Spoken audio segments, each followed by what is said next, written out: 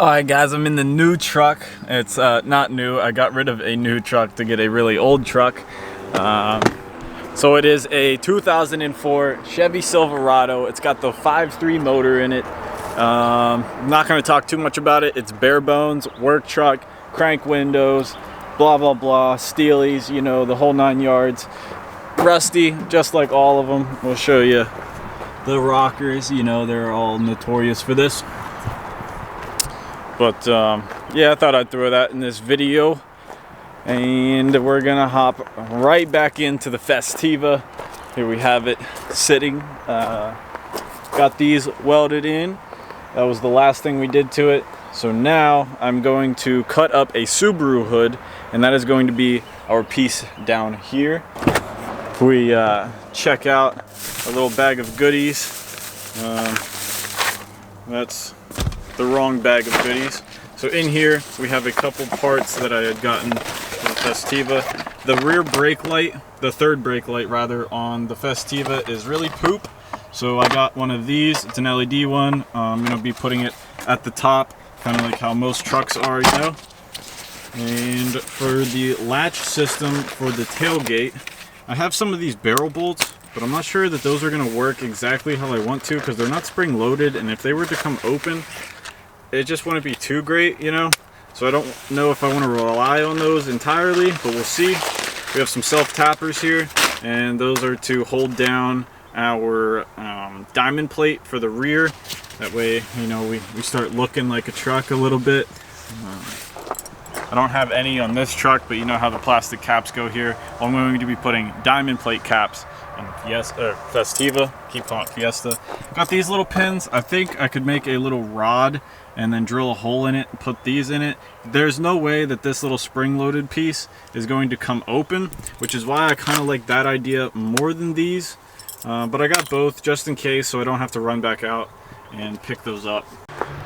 Last thing about the truck, and then we are going to hop into the Festiva.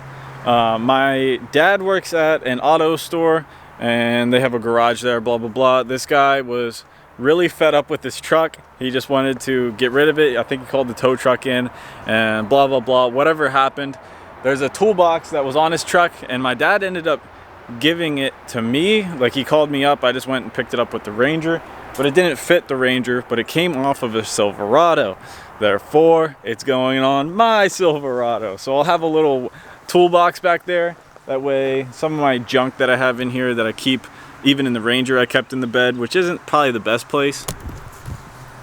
I have like the straps and stuff. I have some tow hitches, you know, stuff that gets used often enough that you don't want to leave it out of the truck.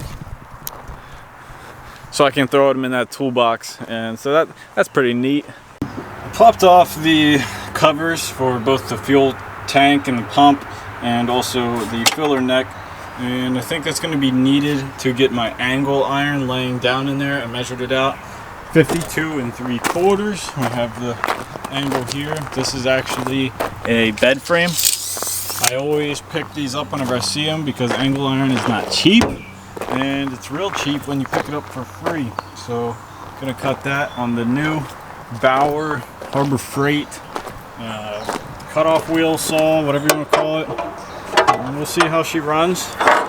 Got her set up at 0 degrees here. My table is super not sturdy, and I'm afraid this is gonna fly off. So let's cut this quick before it does fly off. So, like I said, the angle iron is free, but that doesn't mean you don't have to do a lot of work.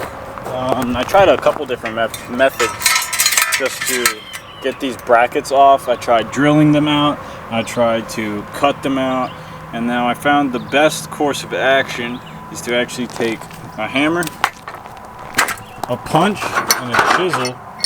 So what you do is you just chisel off the top. After about 20 seconds of beating on it, I'd say, the top comes off, and now you grab your punch, put that on the hole, and pound away. And after about 4 or 5 swift hits of that, it pops right out the other side, and on to the next one. Not too bad, and a couple minutes saves you a good bit of money. Got them all banged out.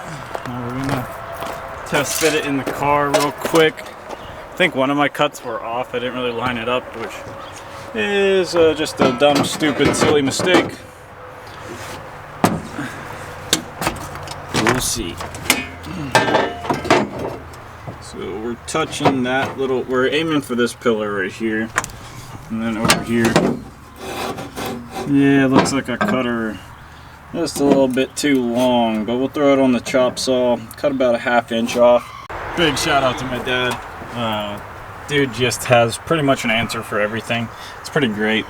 I was worried about covering this up, so I was going to go in here, and then that way I could attach to the inner lip here. But he had an idea to rivet to this lip, going over top of this, bolting into that bolt hole, and these are actually offset for some stupid reason. And then, so just making a bracket off of the angle iron. So to better picture it, we have a hole here. We have a bracket coming off here with a hole here. So I can bolt this in, weld the metal to this piece off of the car because I don't want to weld over top of the gas tank. You know, the gas tank's plastic.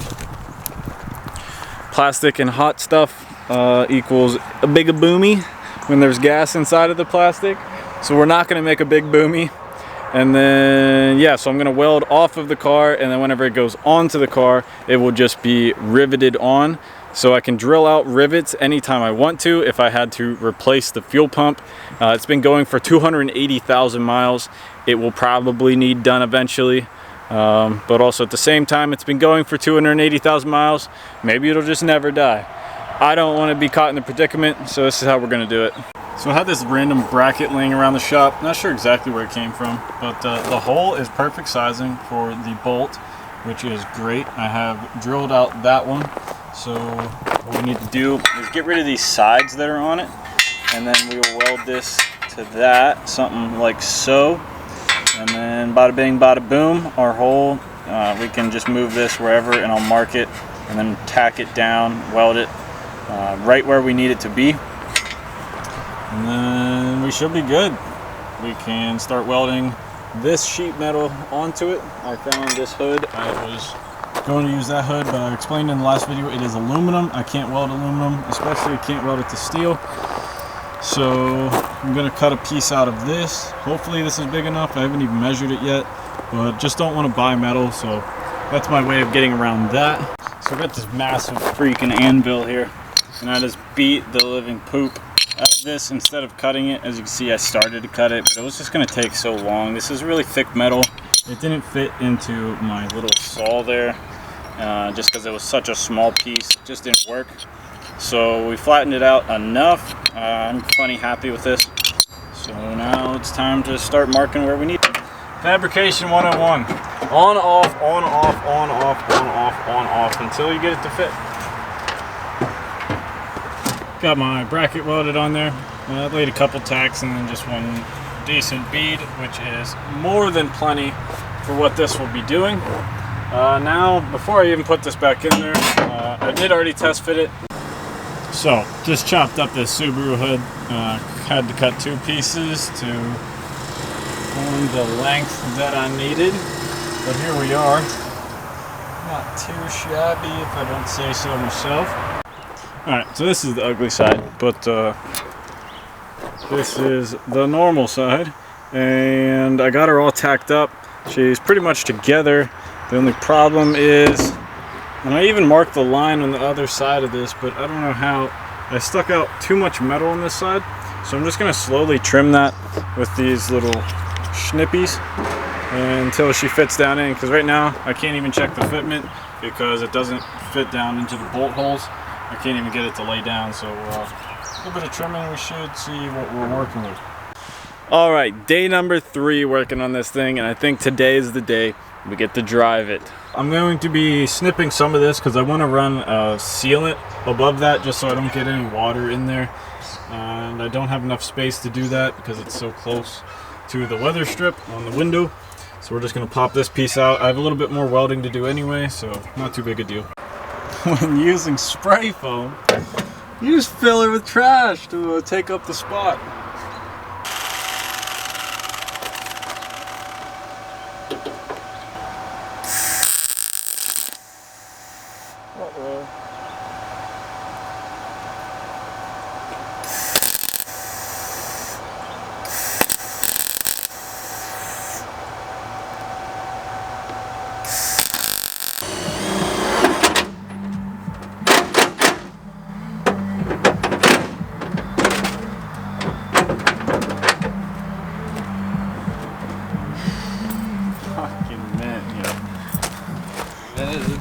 Yeah, hell yeah.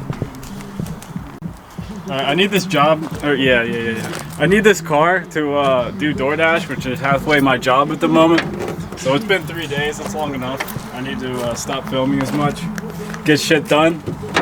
But we have the latch in here, works pretty mint. We have a door hinge, doesn't work so mint. It's not heavy duty enough to hold all this. I thought if it held a door, it would be okay for this, because this is only probably 15 pounds, but whatever, it fucking works. And our foam is expanding, it's almost dry. Almost.